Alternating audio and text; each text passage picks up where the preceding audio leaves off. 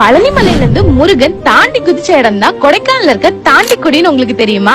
அகத்தியரோட சீடரான இடும்பன் கைலாயத்திலிருந்து சிவகிரி சக்திகிரின்னு 2 மலைகளை சுமந்து வந்திருக்காரு. அதுல ஒண்ணுதான் பழனிமலை, இன்னொன்னு இந்த கொடைக்கானல் மலை. குந்திருக்கும் இடமெல்லாம் குமரன் இருப்பார். அப்படி இடும்பன் கிட்ட முருகபெருமான் பழனியில இருந்து நான் இந்த மலைக்கு எப்படி வரதுன்னு கேட்டிருக்காரு. அதுக்கு இடும்பன் சுவாமிகள் தாண்டி குதின்னு சொல்லியிருக்காங்க. முருகர் தாண்டி குதிச்ச ஸ்தலம் தான் இது. தாண்டி குதிங்கிறது மருவி தாண்டிக்குடின்னு மாறிடுச்சு. இங்க பாலமுருகரோட பாதச்சுவடுகள் இருக்கு. முருகர் வர இடத்துல அவரோட வாகனங்களும் வந்தாகணும் இல்லையா? அதனால இந்த இடத்துல வேல், மயில், சேவல், நாகத்தோட படிவங்கள் இங்க இருக்க பாறைகள்ல இயற்கையாவே அமைஞ்சிருக்கு. இந்த கோயிலோட சிறப்பே மலை உச்சியில 1400 அடிக்கு மேல எல்லா காலங்கள்லயும் சுரக்கிற இந்த சுனைதான். இந்த சுனை நீரை முருகன் பாதங்கள்ல வச்சு வணங்கி குடிக்கிறவங்களுக்கு கர்ப்பப்பை பிரச்சனை நீங்கி குழந்தை பிறக்கும்னும் இன்னும் பல தீராத நோய்கள் தீருங்கிறது இந்த கோயிலோட ஐதீகம். நாங்க கிருத்திகை அன்னைக்கு போனதுனால முருகரை ராஜ அலங்காரத்துல பார்த்தோம். அது மட்டும் இல்லாம தேர் இழுக்கிற பாக்கியமும் கிடைச்சு.